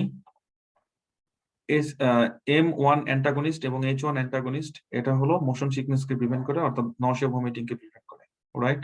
তাহলে এটার অপোজিটটা হলো ট্রু। এভাবে চিন্তা করে পড়তে হবে, ঠিক আছে। হাইপারএমেসিস গ্র্যাভিটামের ট্রিটমেন্ট কি, এইভাবে জিনিসগুলো পড়তে হবে। কেমো রিসেপ্টর ট্রিগার জোনকে সে স্টিমুলেট করে, কেমো রিসেপ্টর ট্রিগার জোনে আর কোন কোন সাবস্টেন্স কাজ করতে পারে, সবগুলো ইম্পর্টেন্ট না হলো কিছু জিনিস ইম্পর্টেন্ট এবং ফিউচারে আমার কাজে লাগবে, সেটা হলো কেমোরিসেপ্টর ট্রিগার জোনে। কেমোরিসেপ্টর ট্রিগার জোনে ডোপামিনের কাজ কি? কেমোরিসেপ্টর ট্রিগার জোনে ডোপামিনের কাজ কি? ভিডিও গেম ফ্রিক রে কখনো ভিডিও গেম খেলতে দেখছেন টিভিতে? মনে করেন ও ভিডিও গেম খেলতেছে আর আম্মু টেবিলে খাবার দিছে, ঠিক আছে, যত ভালোই রান্না হোক না কেন, ও ভিডিও গেম সেটা আসে? কখনো আসে? খেয়াল করছেন? মানে কি নেশা, কিসের খিদা লাগছে, কিসের কি, কোনো কিছু না, ওটার মধ্যে সে ডুবে আছে, রাইট? যে কাজে আমরা খুব আনন্দ পাই, খুব ইন্টারেস্ট পাই, সেই কাজটা আমরা আবার পেতে চাই, ব্রেন আবার পেতে চাই, কারণ আমাদের ব্রেনটাকে এভাবে বানানো কমফোর্ট জোনে থাকে, ঠিক আছে? এই পেশেন্টের ক্ষেত্রে এই পেশেন্ট না, সরি, এই মানুষগুলোর ক্ষেত্রে ডোপামিনের পরিমাণ খুব বেশি। অর্থাৎ ডোপামিন যখন আসে মানুষের দুইটা কাজ হয়। এক, তার অ্যাওয়াকফুলনেস বেড়ে যায়। কি জন্য? আপনার পড়াশোনায় ডোপামিন দরকার, এবং আপনি যদি প্রোডাক্টিভ কাজে ডোপামিন রিলিজ করাইতে পারেন by suggesting your brain, suggest করতে হবে, এবং আদার সহজ কাজে ডোপামিন নেওয়া বন্ধ করতে হবে, ঠিক আছে? কারণ আপনি যদি সহজ কাজে ডোপামিন পান তখন আপনার ব্রেন বলবেন, এই আর ইউ কিডিং, ওইটা করলে তো ডোপামিন আসে, তুমি এই পয়টা ডোপামিন নিতে চাও কেন, তুমি রিসার্চ পাবলিকেশন নিয়ে ডোপামিন নিতে চাও কেন, কি ফাইজলামি করো, সহজে কাজটা করো না মিয়া। টিভি দেখলে ডোপামিন আসতেছে, নেটফ্লিক্স দেখলে ডোপামিন আসতেছে, কি দরকার পড়াশোনা করে ডোপামিন রিলিজ করার? সো ব্রেনে দুইটা কাজ করতে হবে। আপনি যদি প্রথম কথা লিসেন, মোটিভেশনাল স্পিকারদের কথা শুনেন না প্লিজ। এই হার্ড ওয়ার্ক, স্ট্রাগল, স্ট্রেস, ভং চং এগুলো দিয়ে সাকসেস আসে না। আগে মজা পাইতে হবে কাজে, নাহলে সাকসেস আসবে না। কারণ আপনি কাজটাই করতে পারবেন না, কন্টিনিউ করতে পারবেন না, এবং লাইফ তো একটাই, we need to be happy, ঠিক আছে? এটার জন্য যেটা করতে হবে, আমাদের কাজটা এনজয় করতে হবে। কাজ যখন আমি এনজয় করবো, কাজটা অটোমেটিক আমি বেশি বেশি করবো, বারবার করবো, এবং সেই কাজের ইফিসিয়েন্সিটা বেড়ে যাবে। তাহলে কি করতে হবে? কাজের জন্য ডোপামিন রিলিজ হয় সেই ব্যাপারে দিতে হবে। কিভাবে? ব্রেনকে বারবার করতে হবে, বলতে হবে this is interesting, this is nice, I am progressing, আমার প্রোগ্রেস হচ্ছে, আমি ভালো করতেছি, সামনে আগাচ্ছি, নাইস, আও এটা সেটা, স্বপ্ন দেখা, এসব। আর কি করতে হবে? সহজ লভ্য যে ডোপামিন গুলো আছে সেই সোর্স গুলো বন্ধ করতে হবে। এটা এখন আপনি জানেন, আমি জানি না আপনার সহজলভ্য ডোপামিনটা কি। আপনার যতগুলো সহজলভ্য ডোপামিন আছে প্লিজ বন্ধ করেন। এটা it can be chatting or cheating, anything, ঠিক আছে? সো এগুলো বন্ধ করতে হবে। আপনি যখন সহজলভ্য ডোপামিনটাকে বন্ধ করবেন এবং ব্রেনকে আপনি নতুন ডোপামিনের সোর্স দিবেন, একটু অ্যাডাপ্টেশন পিরিয়ড যাবে, একটু খারাপ লাগবে, কষ্ট হবে, বাট আপনি একটা সময় আপনার ডোপামিনের নতুন সোর্স খুঁজে পাবেন ইনশাআল্লাহ, ঠিক আছে? তখন আপনি অনেকক্ষণ অ্যাওয়াক থাকতে পারবেন, সকালবেলা ঘুমতে করতে কোনো সমস্যা হবে না, রাত্রিবেলা দেরিতে ঘুমাইতে কোনো সমস্যা হবে না, এবং বডিও অ্যাডাপ্ট করতে পারবে, ঠিক আছে? বারবার একটু পর পর যে ফ্রিজ খুলবেন না, পড়তে বসছেন কিন্তু 15 মিনিট পর পর যে ফ্রিজ খুলতেছেন, কারণ, ঠিক আছে, সেটা হবে না। অলরাইট, সো একটু মজা করে পড়তেছি আমরা। ডোপামিন যে কাজটা করে সেটা হলো কেমোরিসেপ্টর ট্রিগার জন্য সে নশিয়া আনে, ভাব আনে। যখন সে নশিয়া ভাব আনে, অ্যাকচুয়ালি নশিয়াটা সবসময় সিমটোমেটিক হয় না, পেশেন্ট বলে না আই এম নশিয়াস, বাট এটা হাঙ্গার কমায়, ঠিক আছে? সো ভিউয়ার্স এর কাছে আমার একটা কোশ্চেন, আমি যদি কোনো পেশেন্টের ডোপামিন বন্ধ করে দিই, অর্থাৎ অ্যান্টি ডোপামিনার্জিক ড্রাগ দিই, অর্থাৎ অ্যান্টি সাইকোটিক ড্রাগ দিই, তাহলে কি তার ওয়েট বাড়বে নাকি ওয়েট কমবে? সবাই অ্যান্সার করবে ওয়েট বাড়বে। সো এটাই হলো আমার এখানে বক্তব্য, ঠিক আছে? ফিউচার আমাদের এই জিনিসটা খুবই কাজে দিবে। অলরাইট, সো এখানে এই কথাগুলো অলরেডি আমি উপরে যা বলছি এখানে কথাগুলো দেয়া আছে, যে কিভাবে এরিয়া প্রোস্টিমা কেমোরিসেপ্টর ট্রিগার জন্য ভমিটিং ইনডিউস করে, ব্লা ব্লা, এই কথাগুলো এখানে দেয়া আছে। কেমোরিসেপ্টর ট্রিগার জন্য ভমিটিং সেন্টার নিউক্লাই মেজর রিসেপ্টর গুলো কিভাবে কাজ করতেছে, ওই যে সেন্স মেক করবে যে মাস্কারেনিক অ্যাগনিস্ট অ্যান্টাগনিস্ট যদি ভমিটিং ইনডিউস করে, সরি ভমিটিং প্রিভেন্ট করে অ্যান্টাগনিস্ট, তাহলে মাস্কারেনিক অ্যাগনিস্ট ভমিটিং করবে, তাহলে ভমিটিং সেন্টারের সাথে পজিটিভ ইফেক্ট হলো মাস্কারেনিক রিসেপ্টরের, ডোপামিন রিসেপ্টরে। খেয়াল করতে হবে ডোপামিন 2, ঠিক আছে? তারপরে কে? হিস্টামিন। কারণ কি?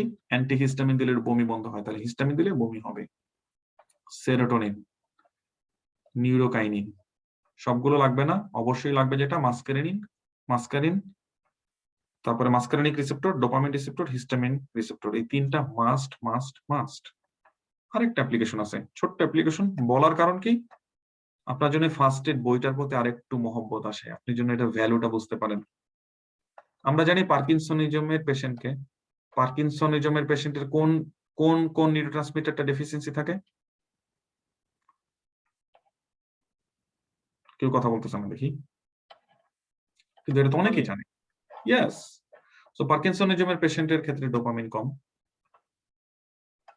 আমরা ডিসিশন নিলাম কোন একজন এখান থেকে আমাদের এই গ্রুপ থেকে একজন ডিসিশন নিল, ওকে পেশেন্টকে এখন আমি তাহলে বাইরে থেকে ডোপামিন সাপ্লাই দেবো, দাও সাপ্লাই দেন, দিবেন দেন, আমি কি জানি কিভাবে দিবে। ডোপা, এই ডোপাটা কি করবে, ব্রেনে যে ডোপামিন তৈরি করবে, ওকে করুক। ড্রাগটা যদি সে ডোপা হিসেবে দেয়, সরাসরি ডোপা হিসেবে দেয়, তাহলে এই হলো ব্রেইন, এই হলো ব্লাড ব্রেন ব্যারিয়ার, আর এটা হলো সে ব্রেইন। আমরা ব্যারিয়ারটাকে এখানে রেখে ব্রেইনটাকে এখানে রাখি, কেমন মানে সেন্স মেক করার জন্য, বোঝানোর জন্য। তাহলে ডোপাটা আমি যখন পেরিফেরিতে দিব, তখন সে পেরিফেরিতে ডোপা থেকে ডোপামিন কনভার্ট করে ফেলবে। পেরিফেরিতে যখন ডোপামিন গুলো অ্যাভেলেবল, তখন ডোপামিনটা যেখানে দরকার সেখানে যাবে না, বরং যেখানে ব্লাড ব্রেন ব্যারিয়ার নেই, কেমোরিসেপ্টর ট্রিগার জোন, সেখানে সে সরাসরি ডোপামিনটা পাচ্ছে।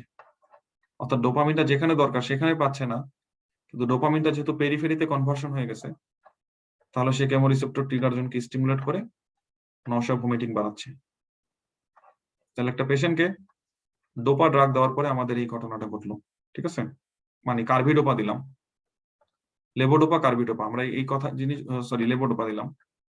তা লেবোডোপা কার্ভিডোপা এই জিনিসগুলো মনে আছে আমরা কিভাবে কাজ করে, কে ডোপামিন সাপ্লাই দেয় আর কে পেরিফেরাল ডোপা থেকে ডোপামিন কনভার্সন বন্ধ করে। তাহলে লেবোডোপা হলো, আমি যদি ভুল বলে না থাকি, লেবোডোপা হলো ডোপার অ্যানালগ, সে ডোপামিন তৈরি করে। আর পেরিফেরাল এই কনভার্সন, অর্থাৎ পেরিফেরিতে ব্লাডের ভেতরে ব্লাড ব্রেন ব্যারিয়ারকে ক্রস করার আগে যে কনভার্সন, এই কনভার্সনটাকে বন্ধ করে যে, সে হলো কার্বিডোপা। তাহলে আমি যদি এই পেশেন্টকে সাথে একটা কার্বিডোপা দেই, তাহলে পেরিফেরিতে সেই ডোপা থেকে ডোপামিন কনভার্সন হবে না। সেই কনভার্সনটা যদি না হয়, তাহলে কেমোরিসেপ্টর ট্রিগার জোনকে সে স্টিমুলেট করবে না। অর্থাৎ লেবোডোপার যে সাইড ইফেক্ট আছে, সেই সাইড ইফেক্টটাকে বন্ধ করা যাবে পেরিফেরাল এই কনভার্সনের মাধ্যমে কার্বিডোপা। ওয়াই? এই মেকানিজম, টোটাল মেকানিজমটার মধ্যে ভমিটিং সেন্টার এবং ব্লাড ব্রেন ব্যারিয়ার জড়িত। আশা করি এই পর্যন্ত সবাই বুঝতে পারছেন। এখন আমরা নেক্সট পেজে চলে যাচ্ছি, দেখি নেক্সট পেজে কি আছে। আচ্ছা, নেক্সট পেজে যাওয়ার আগে আমার একটু ব্রেক নিলে ভালো হয়, কারণ অনেকক্ষণ বললে ব্রেন গরম হয়ে মাথা বাস্ট করবে, ঠিক আছে? এতক্ষণ কথা বলাটা টাফ। 10 মিনিটের একটা ব্রেক, তারপর আমরা আবার সবাই চলে আসবো। একই লিংক ইউজ করে ঢুকবেন সবাই।